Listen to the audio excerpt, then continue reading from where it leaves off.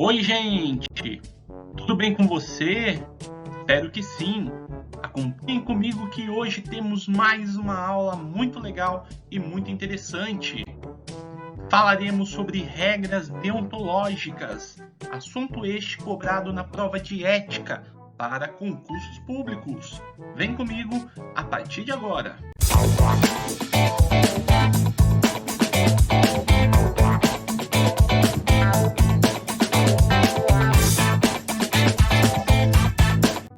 E aí, você já se perguntou qual o motivo de termos regras denominadas como regras deontológicas?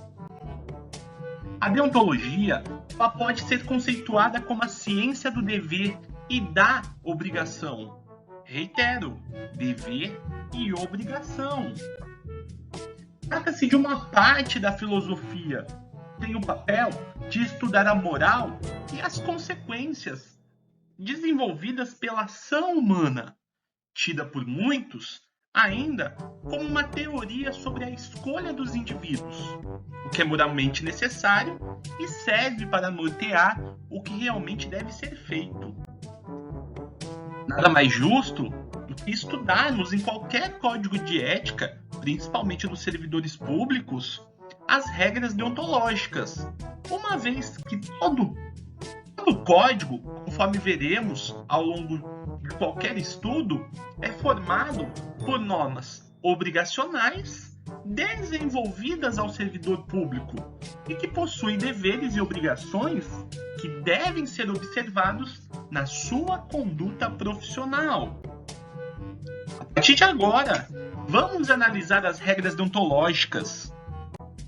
Antes de mais nada, eu preciso saber quem está sujeito ao código de ética, bem como o conceito de servidor público, que o código irá adotar para aplicar as suas disposições. O código de ética em estudo é aplicado a todo servidor público civil do Poder Executivo Federal. Isso é importante, pois toda questão que mencionar que o código de ética em questão aplica-se a tribunais do Judiciário, Poder Executivo Estadual e Municipal, devem ser sumariamente consideradas como incorretas. Da mesma forma, temos que nos atentar que o servidor público, para efeito do Código de Ética, é todo aquele que, por força da lei, contrato ou de qualquer ato jurídico, venha prestar serviços de natureza permanente, temporária ou excepcional. Ainda sem retribuição financeira, desde que ligado de forma direta ou indireta a qualquer órgão do poder estatal, como as autarquias, fundações públicas, entidades paraestatais, empresas públicas, sociedade de economia mista ou em qualquer setor onde prevaleça os interesses do Estado.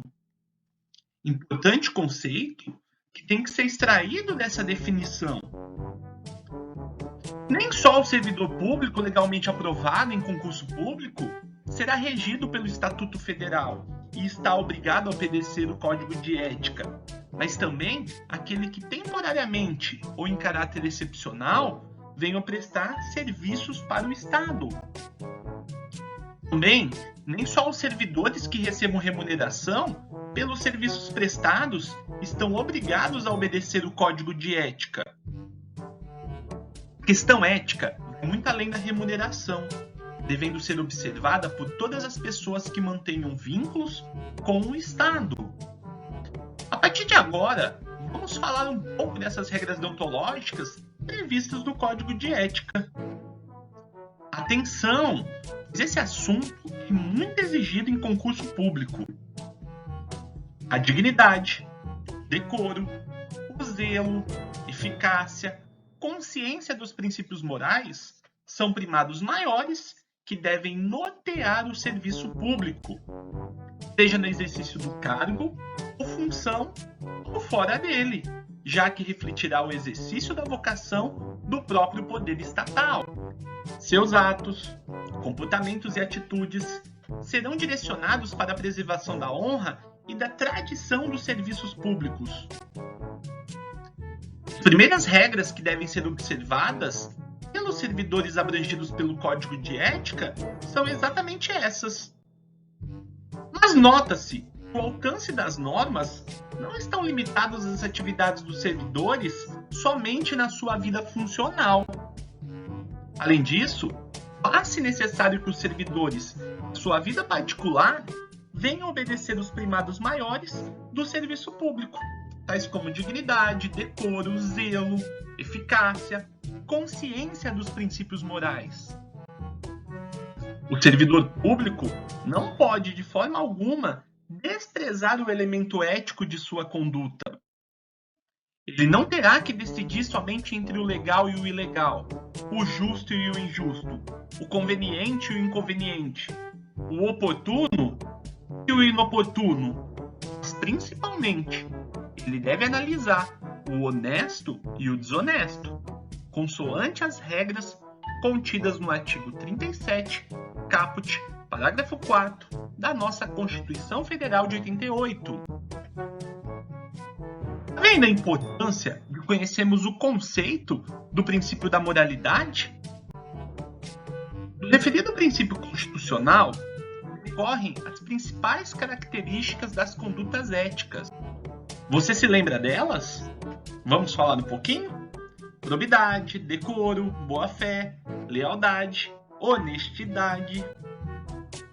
O texto do Código faz referência expressa ao artigo 37 da Constituição Federal.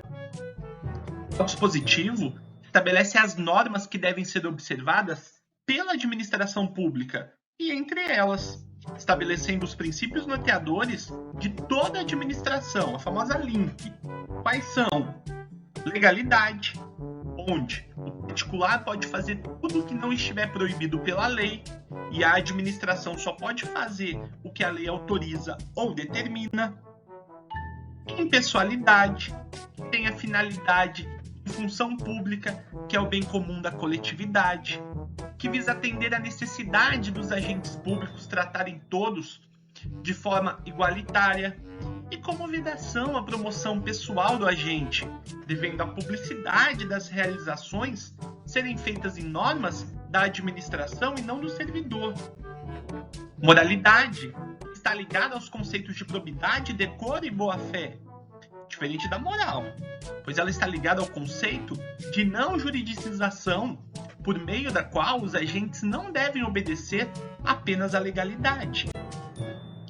Publicidade possui dois sentidos, onde um lado está atrelada à ideia da necessidade de que todos os atos administrativos sejam publicados para que possam produzir seus efeitos, como a necessidade de transparência por parte da administração pública no exercício de suas funções. A eficiência está ligada ao conceito de economicidade e às relações de custo vezes benefício. Traduz as características da administração gerencial no âmbito da administração pública. Nota-se, a moralidade da administração pública não se limita à distinção entre bem e mal, devendo ser acrescida da ideia de que o fim é sempre o bem comum. O equilíbrio entre a legalidade e a finalidade na conduta do servidor público é o que poderá consolidar a moralidade do ato administrativo. Nós podemos citar um exemplo clássico da não juridicização. Pelo conceito, os deveres e a obrigação dos indivíduos abrangidos pelo Código de Ética vão além das regras estabelecidas pelas normas legais. Devem ser observados também os conceitos que decorrem da moralidade. Podemos dizer que o equilíbrio entre a legalidade e a finalidade nas condutas dos servidores públicos é o que poderá consolidar a moralidade do ato administrativo. A remuneração do servidor público é custeada pelos tributos pagos de forma direta ou indireta por todos, até por ele próprio, e por isso se exige como contrapartida que a moralidade administrativa se integre no direito como elemento indissociável de sua aplicação e de sua finalidade, erigindo-se como consequência em fator de legalidade. Outra vez, o princípio da moralidade se faz presente nas relações de direito. Sim, que a remuneração é custeada por toda a sociedade, é evidente que os serviços prestados pelo servidor deverão ser pautados por padrões morais que, se não observados, ensejam a anulação do ato praticado pelo servidor. O trabalho desenvolvido pelo servidor público perante a comunidade deve ser entendido como acréscimo ao seu próprio bem-estar, já que, como cidadão integrante da sociedade, o êxito desse trabalho pode ser considerado como seu maior patrimônio. O servidor nada mais faz do que trabalhar para a sociedade, sendo esta sua maior realização enquanto cidadão. A função pública ela tem que ser considerada como exercício profissional e se integra à vida particular de cada servidor público. Os fatos e atos que são verificados na conduta do dia a dia em sua vida privada poderão acrescer ou diminuir o seu bom conceito de vida funcional. Atenção, que eu vou te dar um bizu. Quando estudarmos a Lei 8.429 de 92, verificamos que um dos pilares da improbidade administrativa é a separação do patrimônio público e particular. Por outro lado, vimos que a função pública deve ser entendida como extensão para a vida do servidor, se integrando no seu dia a dia. Portanto, o que a norma quer dizer é que o servidor deve incorporar a função pública nas suas condutas diárias, enquanto cidadão, seguindo os princípios que são utilizados na vida pública também na sua vida particular. Aqui temos uma consagração do princípio constitucional da publicidade, de forma que a regra é que todos os atos sejam públicos.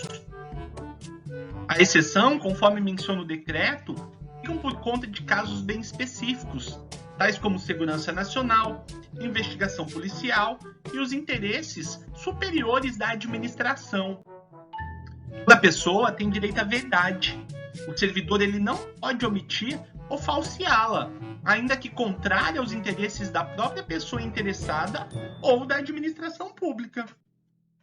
Nenhum Estado pode crescer ou estabilizar-se sobre o poder corruptivo do hábito do erro, da opressão, da mentira, que sempre aniquilam até mesmo a dignidade humana, quanto mais de uma nação.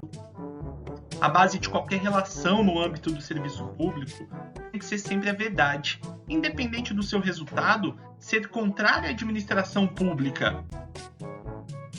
O servidor ele não pode, por exemplo, omitir a verdade tentando preservar os interesses da administração, pois, conforme menciona o Código de Ética, nenhum Estado pode crescer ou estabilizar-se sobre o poder corruptivo do hábito do erro, da opressão ou da mentira.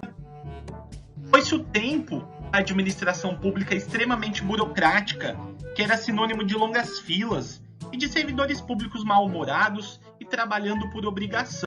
Nos dias atuais, quem quiser ser servidor público deve encarar a função pública como extensão da sua própria atividade privada e, como consequência, deve tratar todos com cortesia e boa vontade, sob a pena de incorrer em dano moral e sujeitar-se à ação regressiva do Estado. Todos os equipamentos da repartição pública devem ser cuidados e conservados como se fosse do próprio servidor, pois o Código de Ética fala que a falta de cuidado com os mesmos representa uma ofensa a todos os homens que trabalham em prol da administração. A administração pública brasileira é vista como sinônimo de longas filas e de trabalhos pouco eficientes. Mas ainda existem muitas pessoas que pensam de tal forma, associando o serviço público à morosidade e ao patrimonialismo. Nos tempos atuais, vive-se um período de oxigenação do serviço público. Fatores como realização constante de concursos públicos, metas estipuladas com base em contratos de gestão e ingressos de novos servidores conscientes de seu papel para que a sociedade eleve o serviço público brasileiro a um novo patamar. Ainda existem as imperfeições, isto é, verdade, mas nos tempos atuais temos que considerar que em poucos anos o serviço público contará com a imensa maioria dos melhores profissionais, que até então tentavam crescer na iniciativa privada. O servidor deve prestar toda a sua atenção às ordens legais de seus superiores, velando-se atentamente por seu cumprimento e evitando a conduta negligente. Os repetidos erros, o descaso, o acúmulo de desvio tornam-se, às vezes, difíceis de corrigir e caracterizam-se até mesmo imprudência no desempenho da função pública. Eis uma característica do serviço público nos tempos atuais. Agora, não há que se tolerar mais as negligências e os corriqueiros erros infundados. Até mesmo a questão de estabilidade, pois durante muitos anos os servidores públicos atuavam como verdadeiros donos das repartições, pouco se importando com erros cometidos ou com excessos realizados, e que eram bastante comuns. Hoje em dia, a estabilidade deve ser vista como uma garantia ao servidor, mas de forma alguma como uma prerrogativa para que este cometa erros sucessivos e infundados. A ausência injustificada do seu servidor em seu local de trabalho é fator de desmoralização do serviço público e que quase sempre conduz a desordem nas relações humanas. Faltar ao serviço sem motivo deve ser uma prática evitada pelo servidor público. Ao faltar, algum colega seu terá que desempenhar sua função de forma que, se a ausência for constante, certamente originará discórdia, desentendimentos internos, afetando o clima de trabalho. O servidor que trabalha em harmonia com a estrutura organizacional respeita seus colegas e cada concidadão, colabora de todo modo para a sociedade, pois sua atividade pública é grande oportunidade para o crescimento e engrandecimento da nação.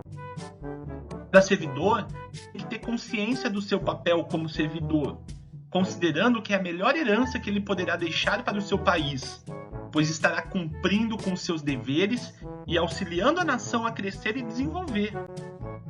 O servidor público deve ser visto sempre como uma grande hipótese de crescimento, tanto para o servidor quanto para o próprio país. E aí, você gostou dessa aula? E aí, gostou desse vídeo? Espero que sim. Se realmente gostou, deixe seu like, deixe seu comentário e se inscreva no canal. Um prazer imenso tê-lo sempre aqui. Até mais. Tchau, tchau.